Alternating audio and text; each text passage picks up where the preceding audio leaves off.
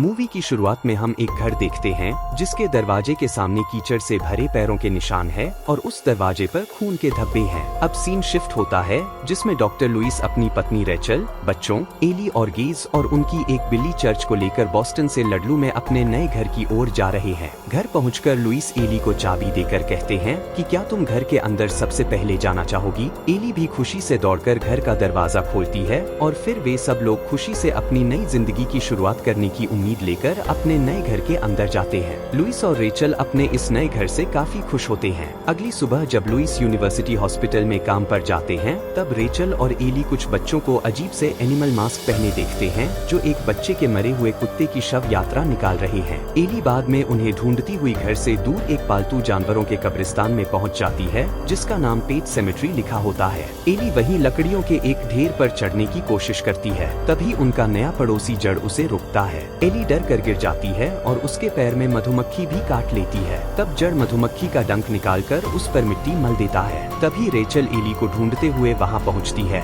Rachel से मिलने के बाद जड़ उसे चेतावनी देता है कि इस जंगल में बच्चों का अकेले घूमना सेफ नहीं है। उसी रात रेचल, लुइस और एली तीनों उसी पालतू जानवरों के कब्रिस्तान के बारे में बातें कर रहे होते हैं। तभी एली अपनी मॉम से उनकी बहन के बारे में पूछती है जिसकी डेथ बचपन में ही हो गई थी, लेकिन उसके मॉम डैड उसे इस बारे में नहीं बताते। उन्हें लगता है एली अभी यह सब चीज जानने के लिए बहुत छोटी है। अगले दिन हॉस्पिटल में विक्टर नाम का एक युवक लाया जाता है जिसे एक गाड़ी ने टक्कर मार दी थी। उसकी हालत बहुत खराब होती है और उसका चेहरा बुरी तरह क्षतिग्रस्त होता है। लुइस उसे बचाने की पूरी कोशिश करते हैं लेकिन वह मर जाता है। कुछ पल बाद विक्टर अचानक उठकर लुइस से कहता है कि तुम्हें उस सीमा को कभी पार नहीं करना चाहिए। तभी एक नर्स अंदर आती है और लुइस को लगता है कि शायद यह उसका भ्रम था। घर जाकर भी वह विक्टर को ना बचा पाने के कारण काफी विचलित होता है। अगले दिन एली जड़ को कुकीज देने जड़ के घर जाती है। एली वहाँ जड़ और उनकी वाइफ नार्मा की फोटो देख रही होती है। तब जड़ उसे बताता है कि उनकी वाइफ की बीमारी से डेथ हो गई थी। उसके बाद वे लोग जड़ को डिनर पर इनवाइट करते हैं और एली उन सबको पहले डांस करके दिखाती है। रात में लुइस को सपना आता है जिसमें वह उसी जंगल में होता है और वहाँ विक्टर उससे कहता है कि आपने मुझे बचाने की कोशिश की थी, इसलिए मैं भी आपकी मदद करना चाहता हूँ। लुइस उसके पीछे जाते हुए कब्रिस्तान में लकड़ियों के ढेर पर चढ़ने लगता है। तभी विक्टर उसे वहाँ जाने से रोक कर कहता है कि वह जमीन बहुत बुरी है। तभी गेज भी उसे नींद से जगा देता है और लुइस अपने पैर मिट्टी से सने हुए देखता है। उसे यह बात थोड़ी अजीब लगती है। हेलोन के दिन जड़ लुइस को अपने साथ बुलाकर रोड के किनारे चर्च की लाश दिखाता है जिसकी एक ट्रक से टक्कर में मौत हो चुकी है, लेकिन वे यह बात एली से छिपा लेते हैं ताकि उसका दिल ना टूटे।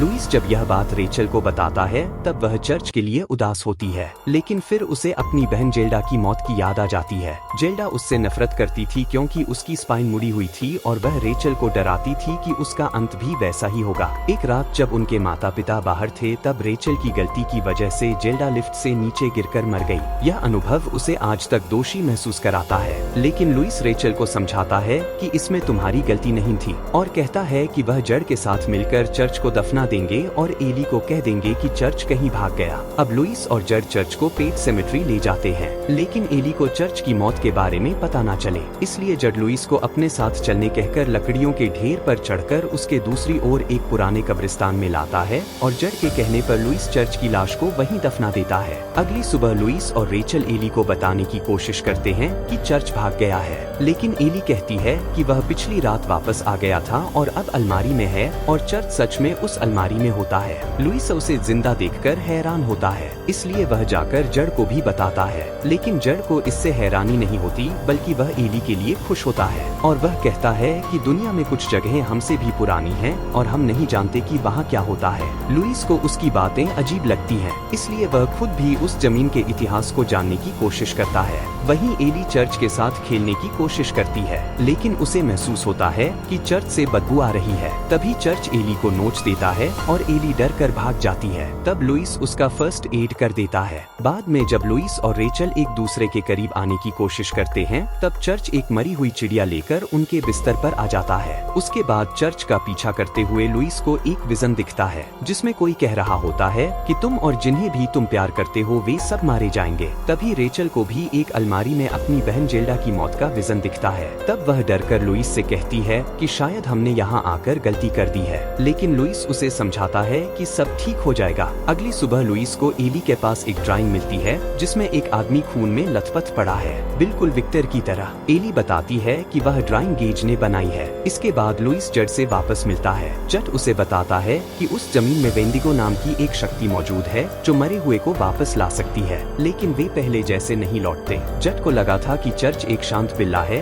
तो वह वापस जिंदा होकर शांत ही रहेगा, लेकिन वैसा नहीं हुआ। इसलिए वह लुइस से माफी मांगता है। लुइस जब घर लौटता है तो देखता है कि चर्च केस के पास जाकर उसे डरा रहा है। इसलिए लुइस डरकर चर्च को मारने की कोशिश करता है, लेकिन तभी चर्च कुछ पलों के लिए फिर से मासूम लगने लगता है तो वह खुद को रोक लेता है और वह चर्च को हाईवे के पास छोड़ आता है ताकि एली को कह सके कि वह फिर से भाग गया। अब वे लोग एली के 9वें जन्मदिन पर एक पार्टी रखते हैं, लेकिन एली अब भी चर्च को मिस कर रही होती है। इसलिए उसके डैड उसे एक कैट वाला टॉय गिफ्ट देते हैं। जब बच्चे खेलने लगते हैं, एली सड़क पर चर्च को देखती है और उसकी ओर जाने लगती है। गेज भी उसके पीछे जाने लगता है। तब लुइस भी गेज को सड़क पर देखकर उसे बचाने दौड़ता है। तभी एक ट्रक भी उनकी तरफ आता है। ड्राइवर उन्हें बचाने के लिए ट्रक घुमा लेता है, लेकिन ट्रक का टैंकर अलग होकर एली को टक्कर मार देता है, जिससे उसकी मौके पर ही मौत हो जाती है। रेचल बुरी तरह टूटकर वहीं बैठ जाती है और लुइस एली की लाश के पास जाकर उसे गले लगाकर पूरी तरह उदास हो जाता है। अब एली का फ्यूनल किया जाता है और रेचल दुख में डूबकर गेस को लेकर अपने माता पिता के घर चली जाती है।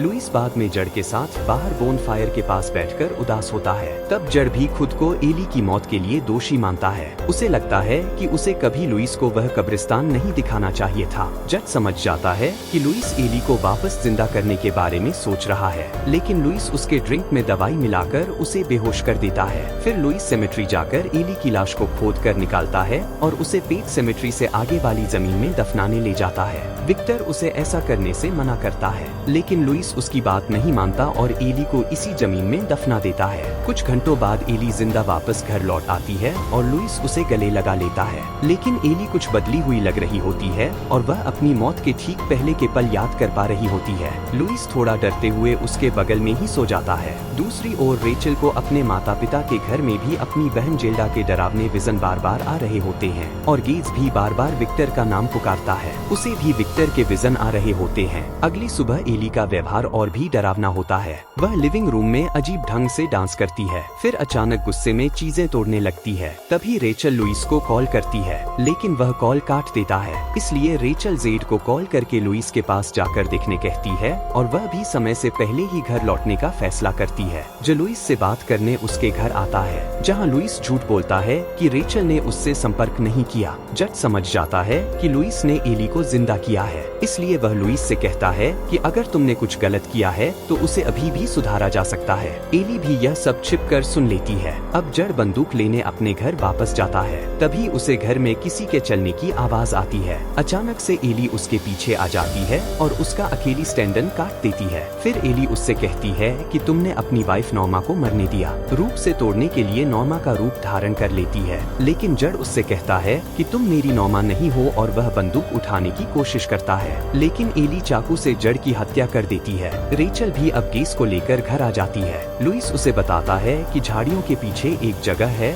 जो लोगों को जिंदा कर देती है। तभी एली भी अंदर आ जाती है। रेचल उसे देखकर डर जाती है और समझ जाती है कि यह उसकी बेटी नहीं है, इसलिए वह गेस को लेकर ऊपर भाग जाती है। लुइस उसे बताता है कि उस जगह पर चर्च को दफनाने पर जब वह जिंदा हो गया था तब उसे उस जगह के शक्ति के बारे में समझ आया, लेकिन एली को लगता है कि उसकी मॉम उसे जिंदा देखकर खुश नहीं है, इसलिए वह एक चाकू से रेचल पर हमला कर देती है और रेचल के पेट में चाकू मार देती है। इसी बीच लुइस जज से मदद मांगने उसके घर जाता है, जहां उसे जड़ की लाश मिलती है। वह दौड़कर वापस आता है। रेचल भी किसी तरह बचकर खिड़की से गेज को नीचे उतार देती है, जिसे लुइस कैच कर लेता है और अपनी कार में बंद कर देता है। अब एली भी कमरे में आ जाती है और रेचल की पीठ में चाकू घोंप देती है और उससे कहती है कि तुम चाहती थी तुम्हारी बहन मर जाए। रेचल भी हामी में सिर हिलाती है। तब एली उससे कहती है कि मम्मी अब तुम भी उसके पास जाओगी। रेचल उससे कहती है कि मुझे मम्मी मत कहो, तुम मेरी बेटी नहीं हो, मेरी बेटी एली मर चुकी है। एली गुस्से में रेचल को तुम भी उसके पास जाओ कहकर मार देती है। तभी लुइस भी वहाँ आ जाता है। रेचल उससे कहती है कि मुझे उस जगह में मत दफनाना। तभी एली पीछे से लुइस के सिर पर चेयर से मार देती है और रेचल की लाश को घसीट कर ले जाती है और उसी कब्रिस्तान में दफना देती है। लुइस होश में आकर गेस को कार में सुरक्षित देखता है और एली को खोजने जंगल में जाता है, जहाँ लुइस लुइस और एली आमने सामने आते हैं। लुइस एली का गला दबाकर मारने की कोशिश करता है और फिर उस पर फावड़े से हमला करने वाला होता है, लेकिन एली कुछ पल के लिए पहले जैसी मासूम दिखने लगती है। तभी पीछे से अचानक रेचल जिंदा होकर लुइस के सीने में कुछ घोंप देती है। फिर रेचल और एली मिलकर लुइस को घसीटकर पेट सेमेट्री में ले जाते हैं और अगली सुबह हम उन तीनों को जिंदा देखते हैं जो अपनी कार के पास आते हैं जिसमें गैस अब भी अंदर बंद है। तभी चर्च भी आकर कार पर छलांग लगाता है। लुइस भी अपने बेटे गेस के पास आता है। फिर लुइस गेस की कार को अनलॉक कर देता है और उसके बाद मूवी के शुरुआत वाले सीन से हमें समझ आता है कि वे तीनों मिलकर गेस को भी उस घर के अंदर ले जाकर मार देते होंगे। इसी के साथ मूवी यहीं खत्म होती है। उम्मीद है आपको कहानी अच्छी लगी होगी। कहानी अच्छी लगी हो तो चैनल को सब्सक्राइब कीजिए। Thank you.